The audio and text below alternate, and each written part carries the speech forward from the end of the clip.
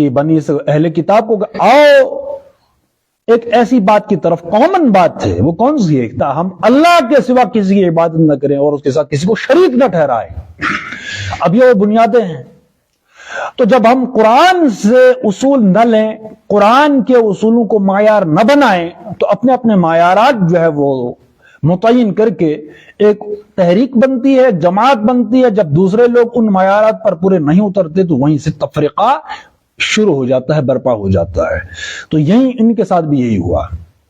اب نفسیات ہے، وہ حدیث بھی ہے کہ بنی اسرائیل کے قدم سے قدم ملا کر تم بھی چلو گے تو بہت سارے انسان ایسے ہیں اس وقت کہ اگر کوئی جو مختلف مسالک ہیں، اگر وہ جڑنے کے لیے آپس میں تیار نہیں ہیں تو انہی کے نقش قدم پر ہیں کہ ان تمہارے معیار کیا ہیں؟ بھائی اللہ رسول ہے کہ کچھ اور ہے، لیکن اپنی تشریحات ہے، اللہ کو ڈیفائن کریں گے، اپنی توجیہ ہوگی، اپنی تعبیر ہوگی، اپنی فلسفیانہ وہ نکات ہوں گے، قرآن سے ان کا کوئی واسطہ نہیں ہوگا۔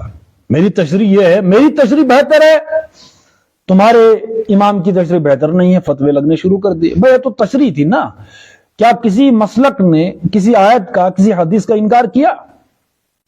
وہ حدیثیں چھوڑیے جن پر اختلاف ہے، صحیح ہے، ضعیف ہے، کیا ہے وغیرہ، لیکن جو میجر جو حدیثیں ہیں جو صحیح ہیں سب مانتے ہیں۔ قرآن کی کسی آیت کو کسی نے نہیں مانا، یہ انکار نہیں کیا۔